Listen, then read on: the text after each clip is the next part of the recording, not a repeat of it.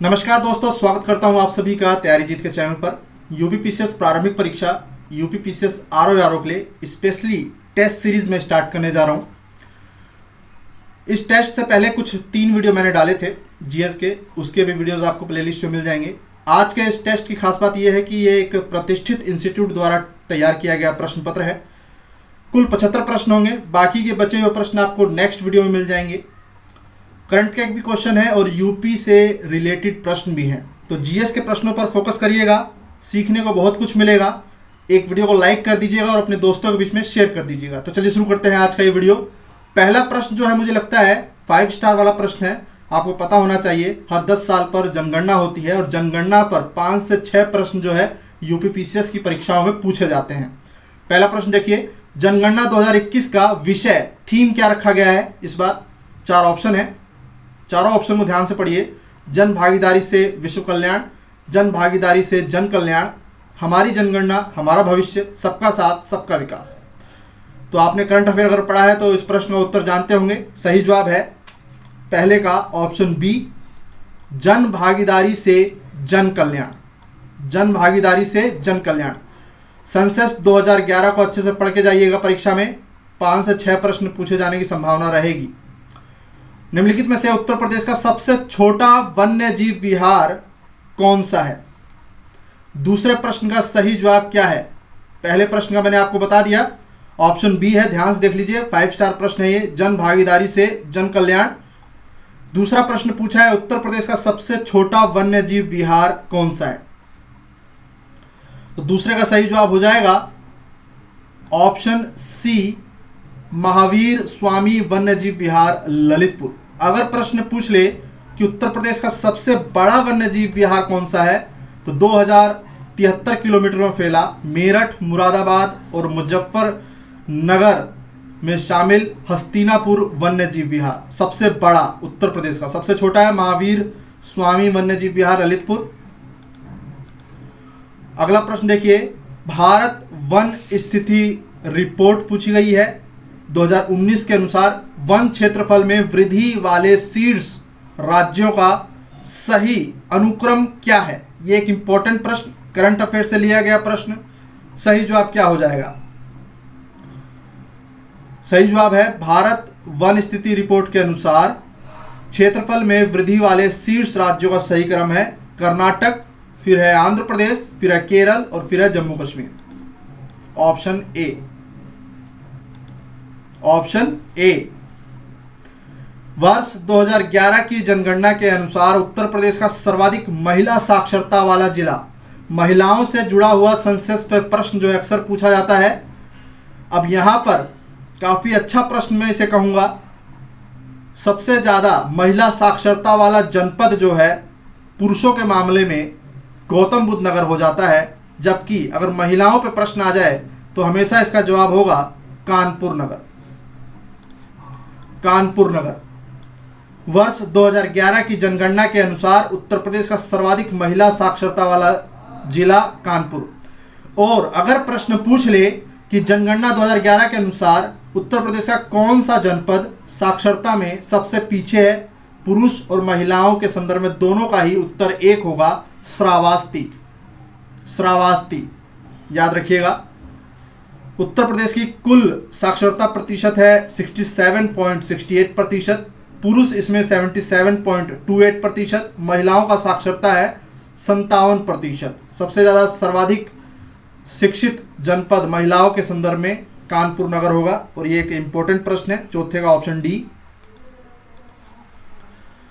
यहां पे आपको सुमेल करना है लियोन, कासाब्लांका, एंटवर्प, ब्रैडफोर्ड। इस तरह के प्रश्न आपको यूपीपीसीएस आरओ और प्रारंभिक परीक्षा में यूपीपीसीएस में देखने को मिल सकता है। 5वें प्रश्न का जरा ध्यान से देखिए और सुमेल करिए, फिर मैं आपको ऑप्शन बताता हूं।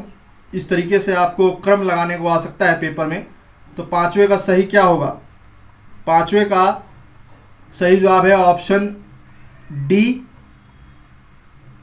Leone France, Casablanca Morocco, Antwerp Belgium, Bradford Britain. 1 2 3 4 option D है। अवस्थिति औद्योगिक केंद्र Lyon France, Casablanca Morocco, Antwerp Belgium, Bradford Britain. चलिए अगला प्रश्न देखते हैं। निम्नलिखित में से होयसल वंश का संस्थापक कौन था? विष्णुवर्धन।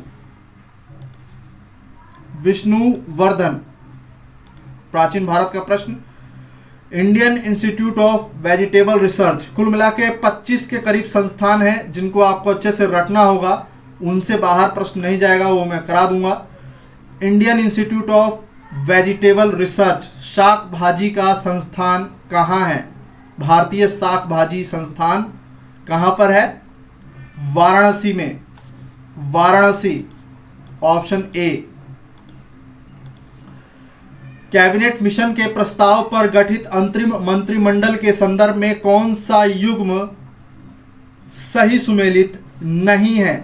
वल्लभ भाई पटेल, सरदार वल्लभ भाई पटेल गृह सूचना प्रसारण विभाग इनको दिया गया। आसफ अली रेलवे, जॉन मथाई उद्योग और आपूर्ति, आई चुंद्रीगर रक्षा।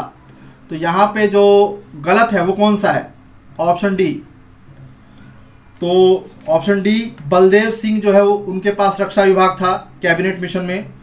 सीएच भाभा के पास खनन कार्य और ऊर्जा का विभाग था। राजगोपालाचारी के पास शिक्षा का विभाग था। जगजीवन राम के पास श्रम मंत्रालय था। लियाकत अली के पास वित्त मंत्रालय था। राजेंद्र प्रसाद जो है उस समय खाद्य और कृषि मंत्री थे। और ये जो ऑप्शन है चुंद्रीगर, इनके पास व्यवसाय का विभाग था। गजनफर अली उस समय कैबिनेट मिशन के हिसाब से स्वास्थ्य मंत्री थे। ठीक है, इस तरह के जो है ऑप्शन आपको मिल सकते हैं पेपर में। इस तरह के प्रश्न जो है पूछा जाता है, सभी के बारे में पता होना चाहिए। एक तरफ है शेयर मूल्य सूचकांक, दूसरी तरफ है स्टॉक एक्सचेंज, जिस राष्ट्र के हैं वो। प्रश्न संख्या 9, सही जवाब क्या होगा? तो यहाँ पे सही जवाब है Kospi Korea, Bovespa Brazil, Straits Times Singapore और निक्की टोक्यो। तो कुल मिला के ऑप्शन डी है 4 3 2 1। फिर से देखिए, शेयर मूल्य सूचकांक और stock exchange Kospi Korea, Bovespa Brazil, Straits Times Singapore और निक्की टोक्यो सुमेल होगा ऑप्शन डी। निम्नलिखित में से सेब का खाने योग्य भाग कौन सा है? सेब का खाने योग्य भाग कौन सा है? पुष्पासन ऑप्शन बी। सही जवाब हो जाएगा पुष्पासन।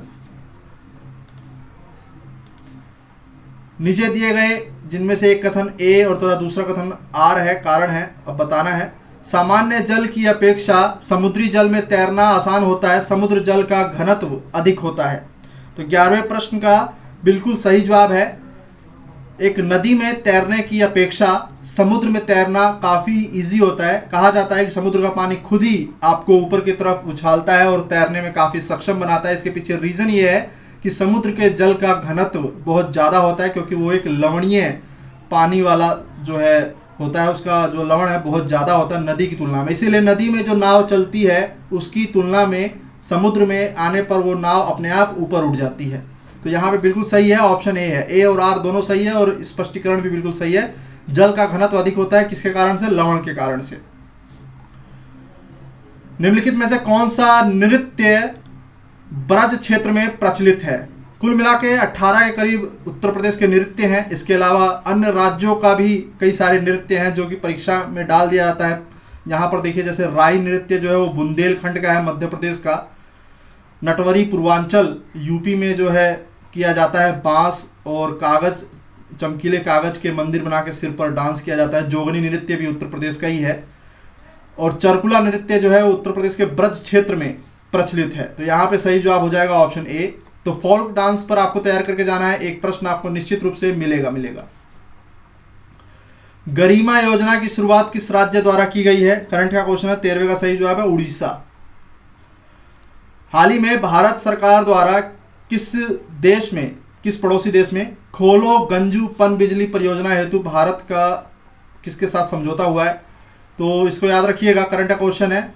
भूटान के साथ 10,000 मेगावाट 2025 तक जो है भारत सरकार भूटान के साथ मिलकर 10,000 मेगावाट बिजली पैदा करेगी। और यही कारण है कि इस समय बिहार में जो बिजली है वो पहले की तुलना में काफ़ी अधिक घंटों तक रहती है। उसके पीछे रीज़न है, भूटान से जो बिजली आ रही है, भारत सरकार की 50% इसमें हिस्सेदारी है और भारत सरकार को जो है बची हुई बिजली वो बेचता है, जिसमें बिहार और यूपी को जो है बिजली सप्लाई की जाती है। तो गोलो खंचू एक नदी है भूटान की, उस पर बनाई गई है पन बिजली परियोजना भारत और भूटान के सहयोग से। तो ऑप्शन ए है। लुक एट ईस्ट, यानी कि सबसे पहले पूर्व की तरफ देखो कि नीति के तहत जो है काफ़ी बड़ी परियोजना है ये भूटान की। करंट का क्वेश्चन है ये। वर्चुअल ग्लोबल वैक्सीन समिट 2020 किस देश द्वारा आयोजित हुई?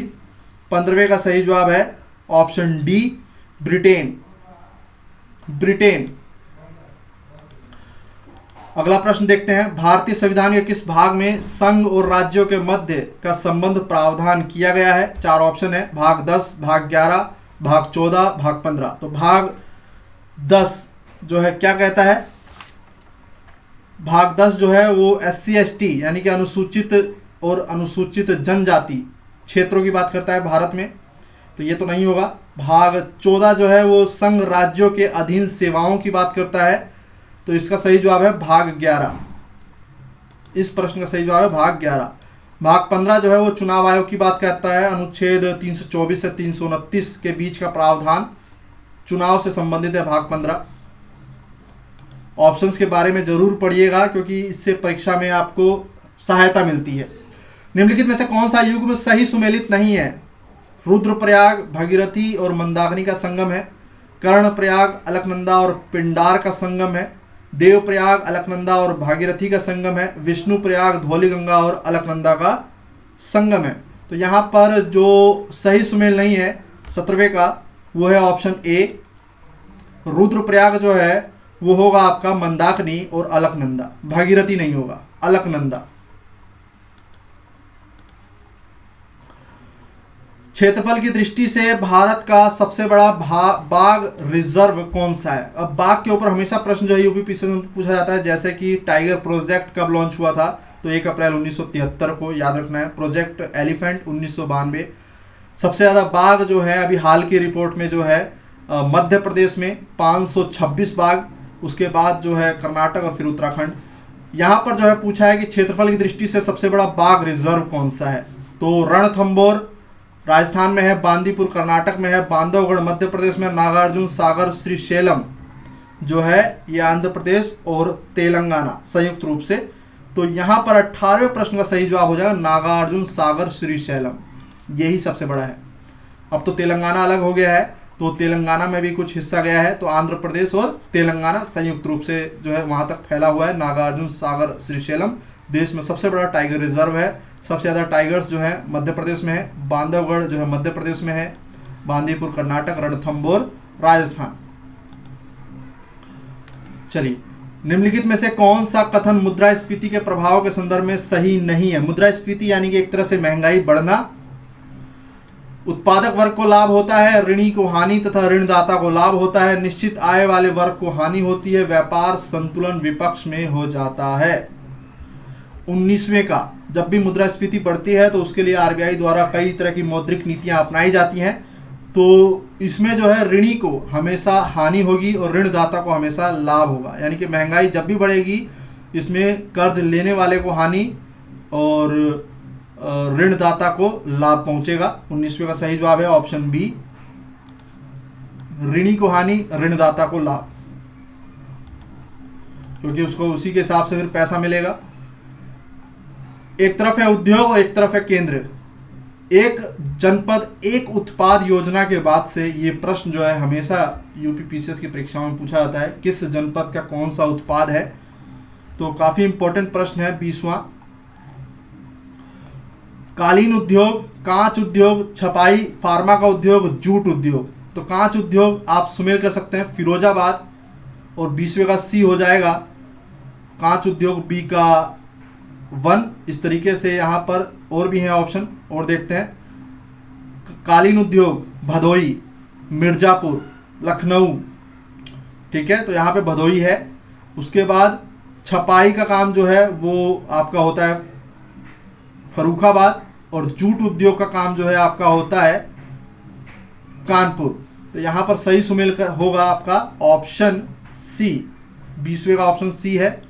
कालीन उद्योग भदोही, कांच उद्योग फिरोजाबाद, छपाई फार्मा उद्योग आपका सुमेल होगा फर्रुखाबाद से, और जूट उद्योग कानपुर से। कानपुर जो है वो अंग और कृत्रिम अंग के लिए भी फेमस है, प्लास्टिक उद्योग के लिए भी फेमस है, तो कानपुर कई बार प्रश्न के रूप में पूछा जाता है। फिरोजाबाद की चूड़ियाँ पूरे भारत में फेमस है, कांच का उद्योग है वहाँ। अब यहाँ पर दिया हुआ है इतिहास का एक प्रश्न, कौन सा युद्ध कब हुआ था? तो सुमेल करना है आपको। खानवा का युद्ध, घाघरा का युद्ध, चंदेरी का युद्ध, पानीपत का प्रथम युद्ध। कई बार इस तरह से प्रश्न पूछा जाएगा, जैसे कि यहाँ पे दिया हुआ है, कई बार क्रम लगाने को भी दिया जाएगा, तो आपको पता होना चाहिए कौन सा युद्ध कब हुआ था। तो पहले तो 21वें का यहाँ पे सही जवाब हो जाएगा ऑप्शन डी। खानवा का युद्ध हुआ था आपका किनके बीच में?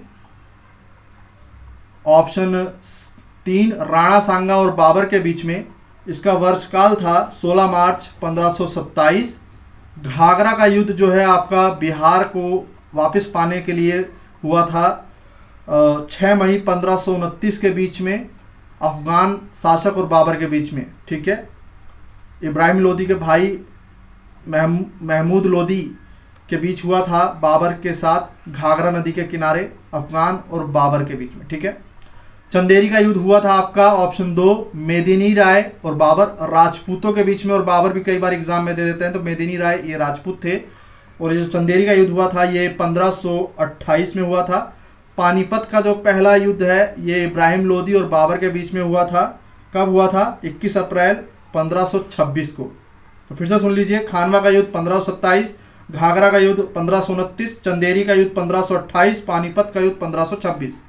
यहाँ पर सही जवाब हो जाएगा ऑप्शन डी। 21वें का ऑप्शन डी है।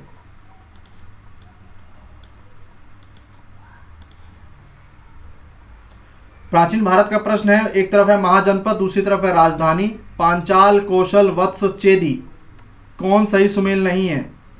22वें का सही जवाब है ऑप्शन डी चेदी। चेदी जो है वाराणसी से सुमेल नहीं होगा।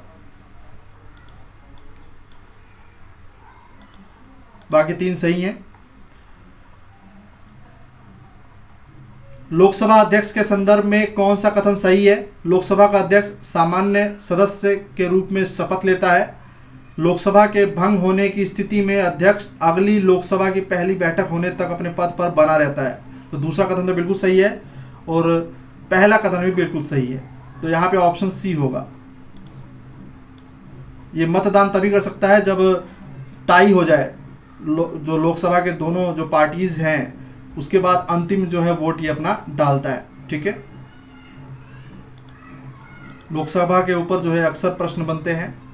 गणतंत्र दिवस 2021 में किस राज्य की झांकी को प्रथम पुरस्कार प्रदान किया गया था? ये प्रश्न मैंने आपको बताया हुआ है और यहाँ पेपर में भी आया हुआ है। तो 24वें का यहाँ पे सही जवाब हो जाएगा उत्तर प्रदेश।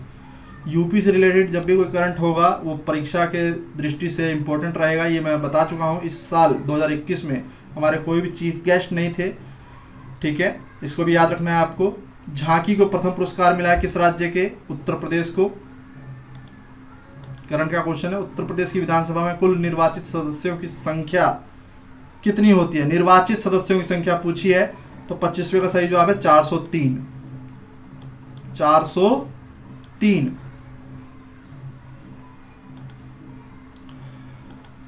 निम्नलिखित में से किस राज्य द्वारा निःशुल्क कोचिंग सुविधा अभ्युदय योजना का प्रारंभ किया गया है? तो ये भी यूपी से रिलेटेड क्वेश्चन है। उत्तर प्रदेश सरकार द्वारा जो है विभिन्न कॉम्पिटेटिव एग्जाम्स की तैयारी हेतु अभ्युदय योजना का जो है लॉन्च किया गया है। टिटनेस रोग से शरीर का कौन सा अंग प्रभावित होता है? तो 27वें का टिटनेस रोग जंग लगे हुए लोहे से होता है और इसमें जो है शरीर की हड्डियां मुड़ जाती हैं। 27वें का सही जवाब क्या होगा? ऑप्शन ए, तंत्रिका तंत्र पर अटैक करता है इसका बैक्टीरिया। घोड़ों के साथ जो लोग रहते हैं उनमें भी जो है टिटनेस रोग पाया जाता है और स्पेशली जो है टिटनेस रोग जो है ये लोहे, जंग लगे हुए लोहे से काम करने वाले लोगों को अगर चोट लग जाती है, भारी घात लग जाता है तो उनको होता है, तंत्रिका तंत्र पर प्रभाव करता है। मैथ्स के क्वेश्चन और रीजनिंग क्वेश्चन को अभी छोड़ देते हैं फिलहाल। यहाँ पर 29वें का मैं आंसर बता देता हूँ। यहाँ पे सही जवाब हो जाएगा ऑप्शन बी। प्रश्न काफी हैं, तेजी से आगे बढ़ेंगे। यदि प्रेक्षणों की श्रृंखला में एक प्रेक्षण शून्य पाया जाता है तो ज्यामिति माध्य होगा। इस तरह के प्रश्न भी आपको आर में देखने को मिल सकता है। शून्य होगा यहाँ पे सही जवाब ऑप्शन डी, शून्य।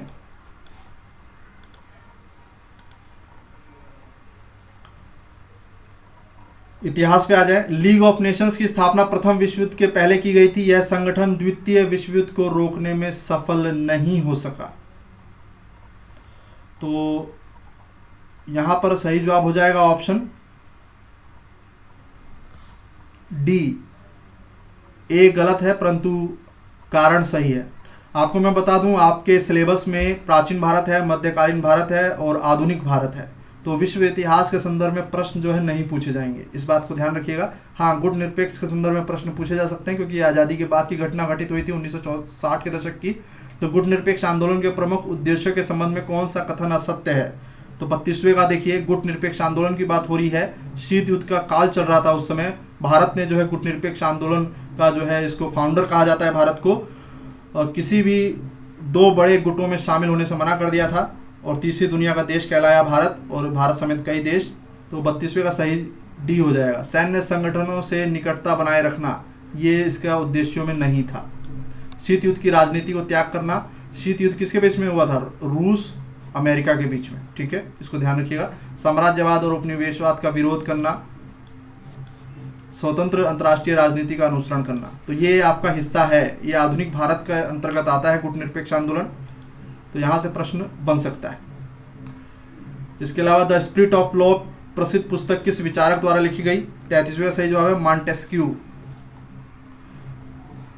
निम्न में से कौन सा देश दक्षिण एशियाई क्षेत्रीय सहयोग संगठन दक्षेस के सदस्य देशों में शामिल नहीं है?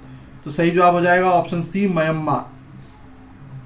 म्यांमार शामिल नहीं है। सार्क, बिम्स्टेक, ब्रिक्स, एडीबी, इन सब के ऊपर जो है प्रश्न जो है पूछा जाता है। इनके मुख्यालय कहाँ है, कौन से देश शामिल हैं? अब जैसे कि ये प्रश्न जो है अब तक का मुझे लगा कि कठिन प्रश्न है, क्योंकि इस तरह के प्रश्न जो है करंट में नहीं पूछने चाहिए। पेरिस शांति सम्मेलन में शामिल नेता हैं और किस राष्ट्र के प्रतिनिधि हैं वो पूछा गया करंट के संदर्भ में। और ये प्रश्न जो है, इसका सही जवाब मैं बता देता हूँ, हालांकि ऐसे प्रश्न नहीं पूछे जाने चाहिए। 35वें का सही जवाब हो जाएगा ऑप्शन बी।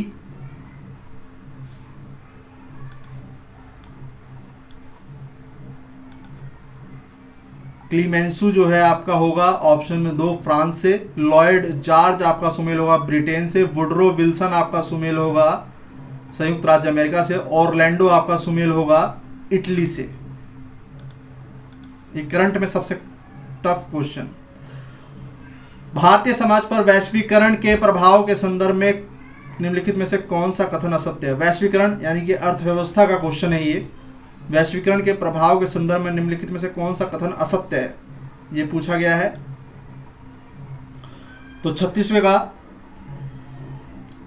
पढ़ते हैं। शिक्षा की अधिक से अधिक लोगों तक पहुंच को सुनिश्चित हुई है, बिल्कुल सही बात है। वैश्वीकरण से महिलाओं को राजनीतिक भागीदारी में वृद्धि हुई है, महिलाएं घर से बाहर निकली हैं और विभिन्न क्षेत्रों में उनकी जो है भूमिका बढ़ी है, बिल्कुल सही बात है। वैश्वीकरण ने सांस्कृतिक समरूपता में बाधा उत्पन्न किया है, जी नहीं, सांस्कृतिक विविधता को बढ़ाया है। तो ये कथन जो है वो गलत हो जाएगा। तो यहाँ पे पहले दो कथन सही हैं, तीसरा कथन गलत है। वैश्वीकरण का टॉपिक अर्थव्यवस्था का हिस्सा है, समावेशी विकास, ये भी इकोनॉमी का प्रश्न है। भारत विश्व व्यापार संगठन का संस्थापक सदस्य राष्ट्र है। गैट ज्यादातर सेवाओं के व्यापार को विनियमित करता है। तो 37वें का केवल एक होगा यहाँ पे। भारत विश्व व्यापार संगठन का संस्थापक सदस्य राष्ट्र है और गैट जो है ये वाला स्टेटमेंट गलत है। तो केवल और केवल ऑप्शन ए। निम्नलिखित में से कौन सी घटना शीत युद्ध के समय घटित हुई थी?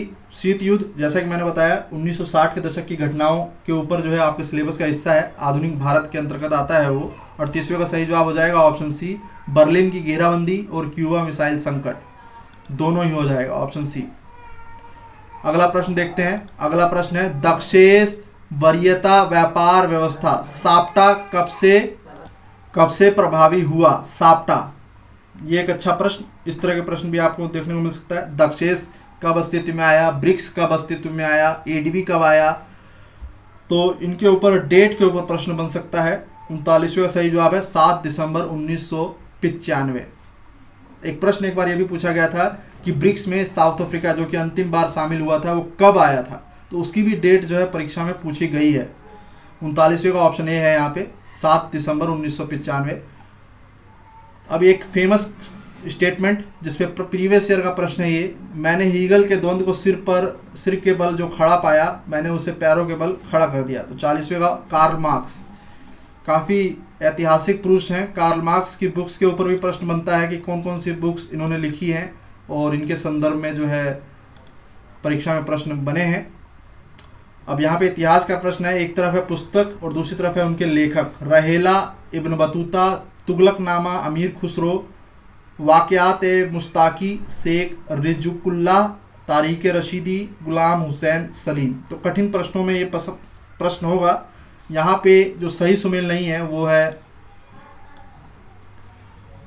ऑप्शन डी, बाकी 3 स्टेट ये जो है बिल्कुल सही है। 41वें का हो जाएगा ऑप्शन डी जो सही नहीं है।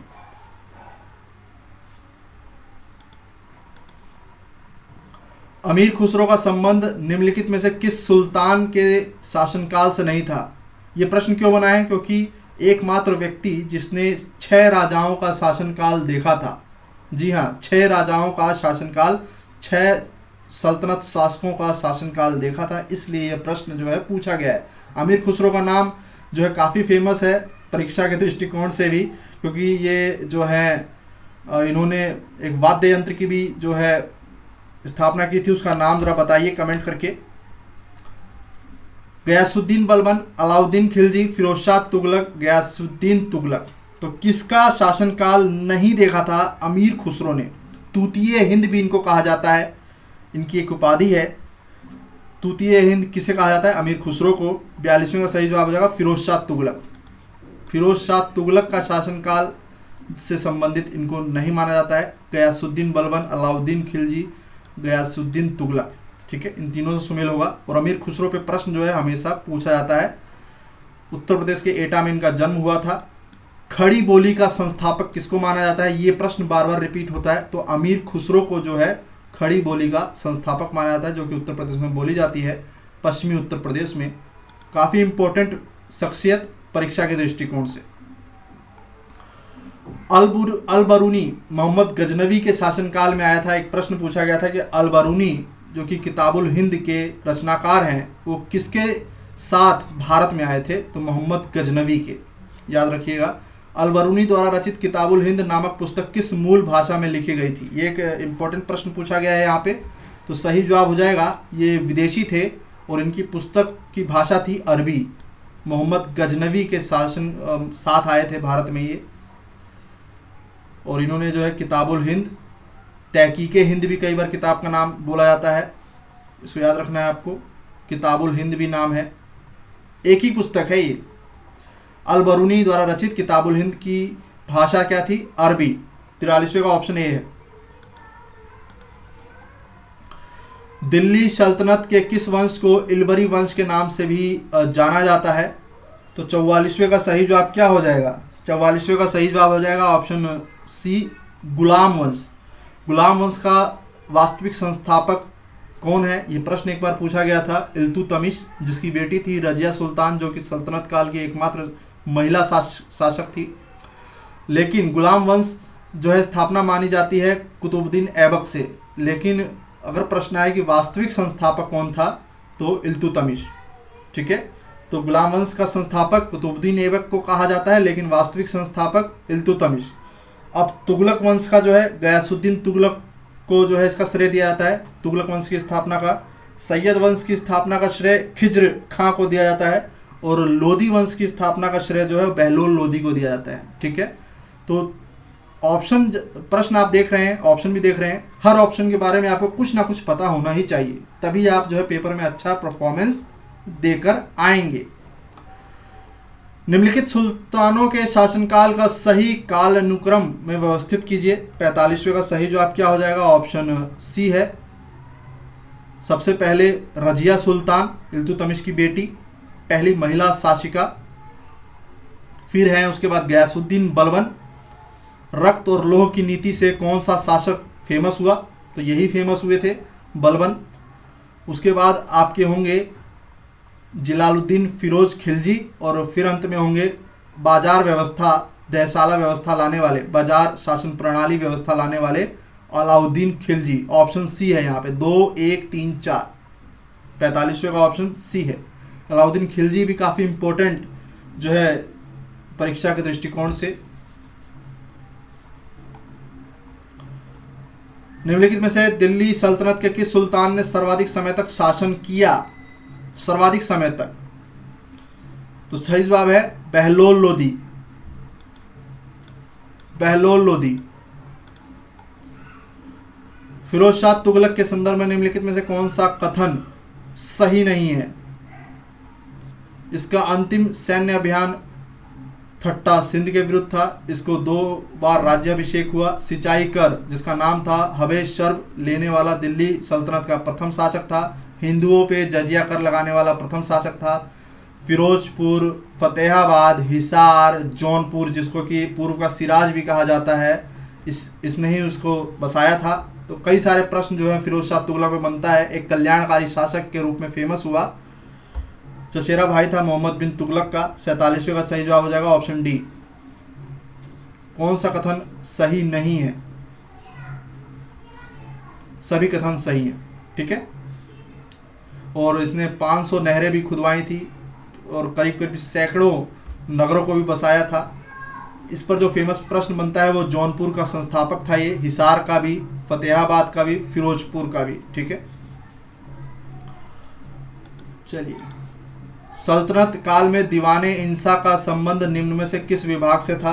48वें प्रश्न का सही जवाब है ऑप्शन सी, पत्राचार विभाग से। सल्तनत कालीन कर व्यवस्था के संबंध में निम्नलिखित में से कौन सा कथन असत्य है?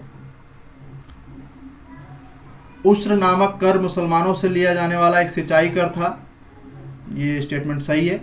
जजिया नामक कर गैर मुसलमानों पर लगाया जाता था, यानी कि हिंदुओं पर, बिल्कुल सही बात है। सबसे पहला शासक फिरोज शाह तुगलक था। जकात नामक कर मुसलमानों से लिया जाने वाला एक स्वैच्छिक धार्मिक कर था, ये भी सही है। तो ऑप्शन डी, उपयुक्त में से कोई नहीं। तीनों ही स्टेटमेंट फिर सही हुए, ठीक है, ऑप्शन डी। सल्तनत काल पे काफी प्रश्न जो हैं डाले हुए हैं। लोक सेवा आयोग के गठन की सिफारिश निम्नलिखित में से कौन से आयोग ने की थी? 50वें का यहाँ पे सही जवाब हो जाएगा ली आयोग ने।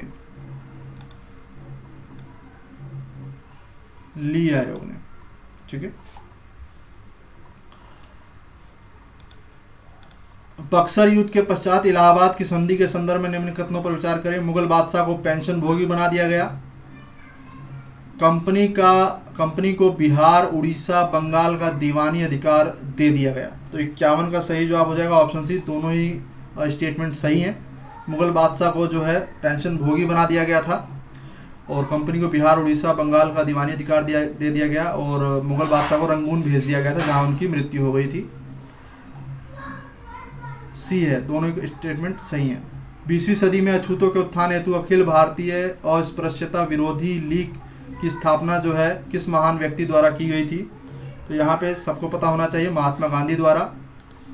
महात्मा गांधी द्वारा जो है इसकी स्थापना की गई थी और 30 सितंबर 1932 में की गई थी। इसका अध्यक्ष किसे बनाया गया था, ये भी प्रश्न पूछा जाता है। घनश्याम दास बिरला जी जो है इसके अध्यक्ष थे। डॉक्टर भीमराव अंबेडकर, परीक्षा के दृष्टिकोण से काफ़ी इंपॉर्टेंट व्यक्ति, इनकी पुस्तकें के ऊपर प्रश्न पूछा जाता है। इसके अलावा आधुनिक भारत में इनसे जुड़े हुए कई घटनाक्रम पे प्रश्न पूछा जाता है। दयानंद सरस्वती, वेदों की ओर लौटो, सर्वप्रथम वो व्यक्ति थे जिन्होंने स्वराज शब्द दिया। इसके बाद जो है स्वराज शब्द का जो है प्रयोग Dadabhai Naoroji the great grand old man द्वारा जो है किया गया था। तो स्वराज शब्द देने वाले पहले व्यक्ति दयानंद सरस्वती। वेदों की ओर लौटो, सत्यार्थ प्रकाश इनकी पुस्तक थी और आर्य समाज की स्थापना इन्होंने की। तो कई सारे प्रश्न बनते हैं इन चारों ही व्यक्तियों पे, आगे हम देखेंगे अपने टेस्ट सीरीज में। तो यहाँ पे आधुनिक भारत का एक बहुत ही बेहतरीन प्रश्न, रैयतवाड़ी व्यवस्था के संदर्भ में निम्नलिखित कथनों पर विचार कीजिए। यह प्रत्यक्ष रूप से सरकार को भू राजस्व का भुगतान करने की व्यवस्था थी। संपूर्ण ब्रिटिश भारत का 75% क्षेत्र इस व्यवस्था के अंतर्गत सम्मिलित था। कहने का मतलब यह है कि जितनी भी व्यवस्थाएं थी, पहले तो आपको पता होना चाहिए आधुनिक भारत में, ब्रिटिश भारत में जो है रैयतवाड़ी व्यवस्था, महालवाड़ी व्यवस्था, जमींदारी व्यवस्था, जिसको इजारेदारी इस्तमरारी व्यवस्था भी कहा जाता है, ये सारी व्यवस्थाएं जो हैं लागू थी। उनमें सबसे बड़ी व्यवस्था जो कि भारत के 75% क्षेत्र पर जो है लागू थी वो थी रैयतवाड़ी व्यवस्था। सबसे पहले मद्रास प्रेसिडेंसी 12 महल में जो है इसको लॉन्च किया गया था। रैयतवाड़ी व्यवस्था की स्थापना जो लागू किया था थॉमस मुनरो और कैप्टन रीड ने। महालवाड़ी व्यवस्था जो कि महालों के बीच हुई थी, ब्रिटिश कंपनी और महालों के बीच, यानी कि मोहल्ला और पूरे पूरे गांव के बीच में, तो उसकी व्यवस्था की थी हॉल्ट मैकेंजी और रॉबर्ट बर्ड ने। जॉन्सटॉन 3 व्यक्ति थे, हॉल्ट मैकेंजी, रॉबर्ट बर्ड और जॉन्सटॉन, महालवाड़ी व्यवस्था को लागू करने वाले व्यक्ति। और स्थायी व्यवस्था, जमींदारी व्यवस्था जिसको कहा जाता है, वॉरेन हेस्टिंग्स के शासनकाल में लागू किया था लॉर्ड कॉर्नवालिस द्वारा। तो लॉर्ड कॉर्नवालिस का नाम याद रखिएगा। कृषक इस व्यवस्था के तहत भूस्वामी नहीं था। तो कौन सा असत्य है ये बताना है। 93 में सही जवाब है ऑप्शन बी 2 और 3। रैयत जो है किसानों को कहा जाता है। तो जब रैयत किसानों को कहा जाता है तो इस व्यवस्था के अंदर, रैयतवाड़ी व्यवस्था के अंदर जो है किसके साथ समझौता किया गया था? ब्रिटिश कंपनी ने किसानों के साथ किया था। तो तीसरा कथन होगा, ठीक है। कृषक इस व्यवस्था के तहत भूस्वामी थे। तो यहाँ पे तीसरा स्टेटमेंट जो है वो गलत हो गया क्योंकि नहीं लगाया है। रैयतवाड़ी व्यवस्था जो है किसानों के साथ किया गया था व्यवस्था, और रैयत किसानों को कहा जाता है। तो पहला स्टेटमेंट भी सही है, दूसरा स्टेटमेंट भी सही है, तीसरा स्टेटमेंट सही होना चाहिए। यहाँ पे नहीं लिख दिया है, इस वजह से गलत है। सबसे बड़ी व्यवस्था थी रैयतवाड़ी व्यवस्था, ठीक है। इसके अलावा महालवाड़ी व्यवस्था उत्तर प्रदेश, मध्य भारत और पंजाब में लागू थी। जमींदारी व्यवस्था पश्चिम बंगाल, उस टाइम पूरा का पूरा बंगाल था, ब्रिटिश बंगाल में जो है लागू थी, लॉर्ड कॉर्नवालिस के द्वारा लागू किया गया था। इस पर अक्सर प्रश्न जो है पूछा जाता है। शिवाजी महोत्सव की शुरुआत निम्न में से किसके द्वारा की गई थी? शिवाजी महोत्सव की जो है शुरुआत बाल गंगाधर तिलक द्वारा की गई थी। गणेश चतुर्थी जो बंगाल में आज पूरे देश भर में मनाया जाता है, उसकी शुरुआत भी बाल गंगाधर तिलक ने की थी। प्रेस के संदर्भ में वो पहला व्यक्ति जो जेल गया वो बाल गंगाधर तिलक थे। असहयोग आंदोलन का रिजल्ट जो व्यक्ति देख ना सका वो बाल गंगाधर तिलक थे। मांडले जेल में जो गए थे वो बाल गंगाधर तिलक थे। गीता रहस्य की स्थापना किसके द्वारा की गई थी? बाल गंगाधर तिलक। ये एक गर्म दल के नेता थे और इन्हीं को जो है कांग्रेस का अध्यक्ष बनाने के लिए 1907 में सूरत फाड़, यानी कि गर्म दल और नरम दल के बीच में टकराव हुआ, 2 गुटों में जो है बट गया।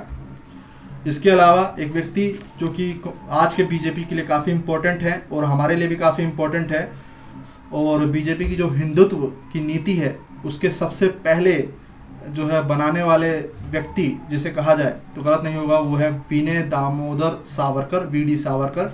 इनके ऊपर प्रश्न जो है हमेशा पूछा जाता है। अभिनव भारत की स्थापना किसके द्वारा की गई? तो 1904 में विनय दामोदर सावरकर द्वारा। मित्र मेला की स्थापना किसके द्वारा की गई? विनय दामोदर सावरकर द्वारा। इंग्लैंड में फ्री इंडिया सोसाइटी की स्थापना किसके द्वारा की गई? विनय दामोदर सावरकर के द्वारा। किस व्यक्ति को 50 सालों तक जेल में रखा गया उसकी नीतियों के कारण, उसकी क्रांतिकारी घटनाओं के कारण? तो वो व्यक्ति थे विनय दामोदर सावरकर, सेलुलर जेल अंडमान निकोबार में। भारत सरकार यानी कि जो भी बीजेपी की सरकार है उनके लिए विनय दामोदर सावरकर एक हीरो से कम नहीं है और होने भी नहीं चाहिए। बहुत ही बड़े लेजेंड हैं ये एक तरह से, और इनके ऊपर काफ़ी वाद विवाद हुआ था पिछले दिनों। इनको जो है सरकार ने बहुत बड़ा एक हीरो घोषित भी किया पिछले दिनों, क्योंकि हिंदुत्व की इनकी नीति थी। इनकी पुस्तक का नाम भी एक है, 1923 में आई थी, हिंदुत्व करके।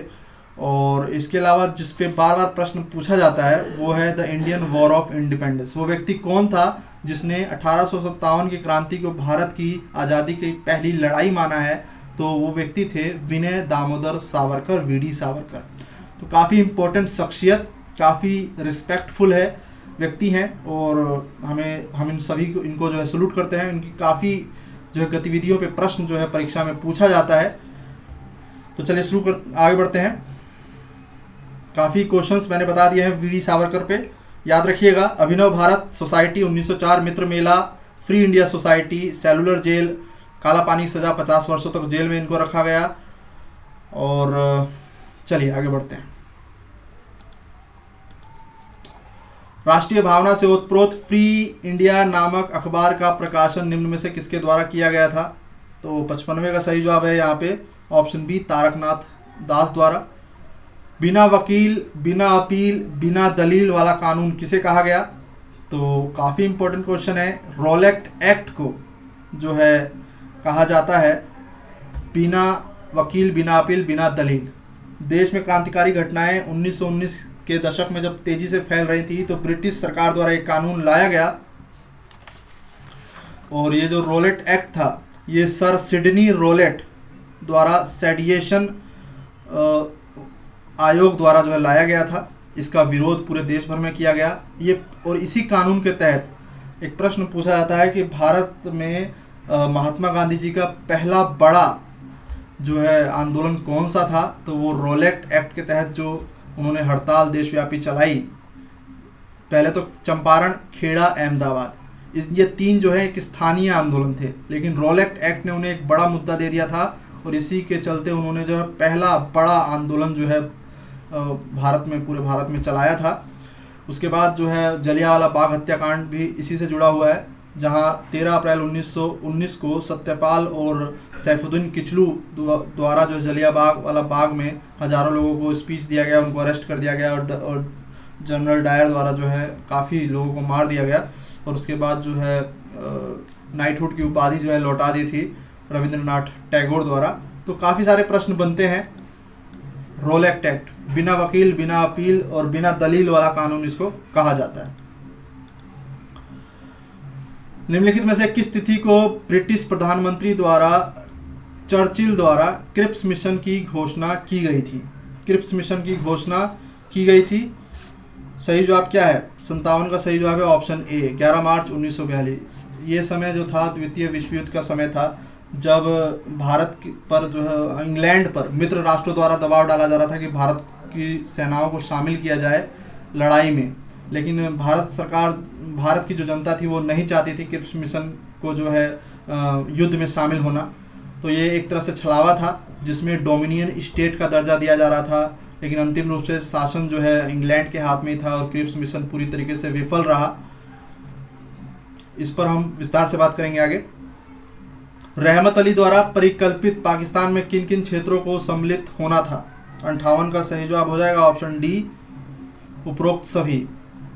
भारत छोड़ो आंदोलन 1942 का प्रस्ताव कांग्रेस ने अपने किस अधिवेशन में पास किया था? तो भारत छोड़ो आंदोलन एक स्वतः आंदोलन था और इसको जो है सही जवाब हो जाएगा ऑप्शन ए, बम्बई अधिवेशन। बम्बई अधिवेशन। ऑपरेशन पोलो निम्न में से किस रियासत के विरुद्ध भारतीय सेना का अभियान था? 60वें का सही जवाब हो जाएगा हैदराबाद। तो इस वीडियो को यहीं रोकते हैं दोस्तों, वीडियो काफ़ी लंबी हो जाएगी।